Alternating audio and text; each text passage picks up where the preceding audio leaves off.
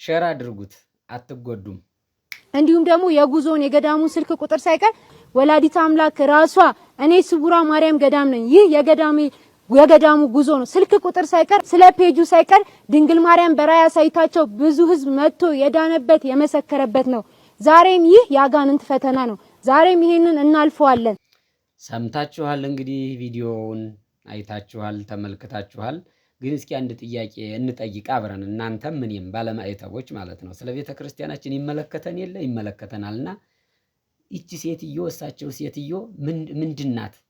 ለገዳሙ ምንድነች? አበምኔት ነች ወይስ የገዳሙ ቀዳሽ መነኩሲት ናት? ወይስ አቃቢት ናት? ምንድነች? አውደ ምሕረቱ ላይ ቆማ ሁልጊዜ ትናገራለች፣ ሁልጊዜ ማስታወቂያ ትሰራለች። እና ምንድነች? በኮመንት የምታውቁ መልሱልኝ ማለት ነው።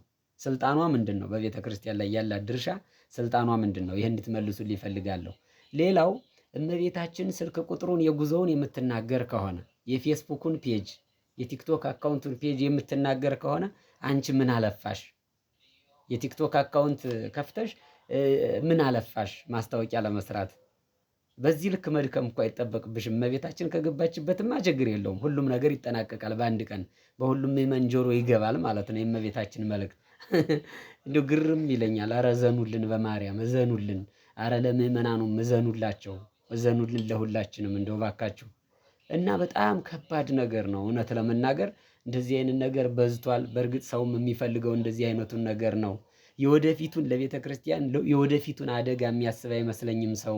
አሁን ላይ ዥው ዝም ብሎ ፈውስ ብቻ ፈላጊ ምእመን የበዛ ይመስለኛልና በዚህ ልክ እንግዲህ እመቤታችን ተገለጸችልን እንደነንትናየ ማለት ነው። ኢየሱስ መጥቶ ፊት ለፊት የተቀምጦ አልጋዬ ላይ ተቀምጦ እንዳለችው ፓስተር ማለት ነው። በእኛ ቤትም ማምላክን እንደዚያ ተጀምሯል ማለት አየኋት። እመቤታችን አየኋትና አንቺ እንደዚህ አይነት ባል ነው የሚሆንሽ አለችኝ። ሲያምርሽ ነው የሚቀረው ማለት ነው። ውሸት ነው፣ አትገለጽልሽም። እዚህ ጋር ሚዲያ ላይ መጥተው የሚለፈልፉት ሰዎች አይገለጽላቸውም። ምናልባት ሰይጣን ተመስሎ ሊገለጽላቸው ይችላል ማለት ነው። ሰይጣን የብርሃን መልአክ እስኪመስል ድረስ እኮ ይገለጻል ተብለናል አይደለ? ሰይጣን የብርሃን መልአክን ይመስላል ተብለናል። ግን መንፈስ ቅዱስ የቀረበው ሰው ድንግል ማርያም የተገለጸችለት ሰው በዚህ ልክ ሚዲያ ላይ አይቀባጥርም። ዩቲዩብ በቃ ተደቅኖለት ካሜራ ምናምን አያወራም። ቅዱሳን አባቶቻችን እመቤታችን ስትገለጽላቸው እጹብ እያሉ እየፈሩ ስላሴን ሲያዩ እጹብ እያሉ እየፈሩ ከሰው ርቀው ይኖራሉ ማለት ነው። በእኛ ጊዜ ዝም ብሎ የቃዣውን ሁሉ ያመጣል ሚዲያ ላይ። እዚያ በኋላ የት ነው በማርያም በእመቤቴ በቃ ንገሩኝ የት ገዳም ነው ይላል ሰው። ይሄዳል ይጎርፋል ማለት ነው። በእምነት ከሄደ ይድናል። ሁልጊዜ ነው የምለው ይሄንን። ወደ ገዳማት ስንሄድ በእምነት ከሄድን እንድናለን፣ ችግር የለውም። ግን ሰው ብላችሁ ወደ ገዳማት ሂዱ፣ አባት ብላችሁ ወደ ገዳማት ሂዱ፣ እግዚአብሔርን ብላችሁ ወደ ገዳም ሂዱ፣ ቅዱሳኑን ብላችሁ ወደ ገዳም ሂዱ፣ የቦታውን በረከት ብላችሁ ወደ ገዳም ሂዱ። አባገሌ ከሌሉ ያችን ቦታ አረግጣትም የሚሉ ሰዎች አሉ። ተደዋውለው ከአባቶች ጋር የሚሄዱ አይ መነኩሴው ከሌሉ አልሄድም የሚሉ አሉ። ይሄ ክርስትና ነው አይደለም? ክርስትና አይደለም።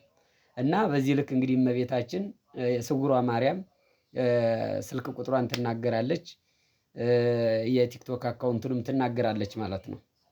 እንዴት አያችሁት? እስኪ የተነገራችሁ ሰዎች ያላችሁ እመቤታችን ተገልጻ ስልክ ቁጥሯን የነገረቻችሁ ሰዎች ኮመንት ላይ ጻፉልኝ። እና ፔጁንም በህልም የተገለጸላችሁ ሰዎች እስኪ ሀሳባችሁን አካፍሉ። ወይስ ለሴትዮዋ ነው ተገልጻ የምትነግራት? ስልክ ቁጥሩንም ለሴትዮዋ ነው የምትነግራት እመቤታችን? እና አባቶች ሀገረ ስብከቱ አለ፣ እነ መምህር ነቃ ጥበብ አሉ። ማምላክን እንዲሁ ምንድን ነው እየተካሄደ ያለው? እንደዚህ አይነቱ ድርጊት፣ ይህ አይነት ሁኔታ፣ ይህ አይነት አካሄድ ለወደፊቷ ቤተ ክርስቲያንና ለወደፊቱ ትውልድ እንቅፋት አይሆንም ወይ? ፈተና አይሆንም ወይ? ሀገረ ስብከቱን ነው ይህን ጥያቄ የምጠይቀው። ከባድ እኮ ነው። አሁን ለምሳሌ የሚሸጠው ቅቤ ለወደፊት ቅቤ በጣም ውድ እየሆነ በሄደ ቁጥር እውነት ቤተ ክርስቲያኒቷ ፍትህ አልባ አትሆንም ወይ? ሀብታም የሚድንባት ድሃ የሚሞትባት አትሆንም ወይ? እንዴት ታይቶ ነው ዝም የተባለው? በዚህ ልክስ አሁን ካህኑ መልእክት ማስተላለፍ ሲገባው፣ አስተዳዳሪው መልእክት ማስተላለፍ ሲገባው ምንድነች ሴትዮዋ? እንድትነግሩ ይፈልጌ ነው። ወደፊት አለቃ የምትሆን አይነት ሴት ከሆነችም እንድትነግሩ ይፈልጌ ነው። ይህን ምለው ሴትዮዋን አላቃትም፣ ጥላቻም የለኝም፣ እግዚአብሔር በሚያውቀው። ግን ደግሞ የለቤተ ክርስቲያን ፈተና ነው። እኔ ደግሞ እንዳንድ የቤተ ክርስቲያን ልጅ ያገባኛል። በደቡብም በሰሜንም በምስራቅም ያሉት ቤተ ክርስቲያኖች ይመለከቱናል ማለት ነው። የኢትዮጵያ ኦርቶዶክስ ተዋሕዶ ቤተ ክርስቲያን አንዲት እስከሆነች ድረስ ይመለከተናል። ምን አገባችሁ የሚለን አካልም የለም ማለት ነው። የኛ ገንዘባችን ስለሆነች፣ የአባታችን ቤት ስለሆነች፣ ርስታችን ስለሆነች ስለሚመለከተን እኛም የድርሻችን መወጣት ስላለብን ማለት ነው። እና ጥያቄ መጠየቅ መብታችን ነው። ምን አገባችሁ የሚል አካል ካለ እሱ ሌላ የንግድ ቦታ ተሰማርቷል ማለት ነው። ቤተክርስቲያንን ተገን አድርጎ ንግዱን የሚያሳልጥ ሰው አለ ማለት ነው። እና ይሄ ጥያቄ እንዲመለስልኝ ይፈልጋለሁ። የነገር አደጋ አይሆንም ወይ? ይሄ ለሀገረ ስብከቱ ነው ጥያቄ። ሌላው ሀሳባችሁን እንግዲህ ኦርቶዶክሳውያን በኮመንት አስቀምጡልኝ። ግን ደግሞ ለምንድን ነው ኮፒ ሊንክ የማታደርጉት? የምሬን እኮ ነው የምላችሁ። ለእኔ የሚጠቅመኝ ነገር የለም። በእርግጥ ግን ደግሞ መልእክቱ ለብዙዎች ሲደርስ ይማሩበታል፣ የነቃ ትውልድ ይፈጠራል ማለት። ጌታችን ኢየሱስ ክርስቶስም እኮ በዚህ አለ በዚህ አለ ቢሏችሁ አትሂዱ ብሏል። አሁን በቃ በማር ነበር እየተነገረ የነበረው፣ በቅቤ ነበር። አሁን ደግሞ በስውራን አባቶች መነገድ ተጀምሯል። 300 ስውራን አባቶች ሲያምርህ ይቀራል። የታየኸው ስውራን አባቶች ስውራን ካልን አንተ አላያቸውም ማለት ነው።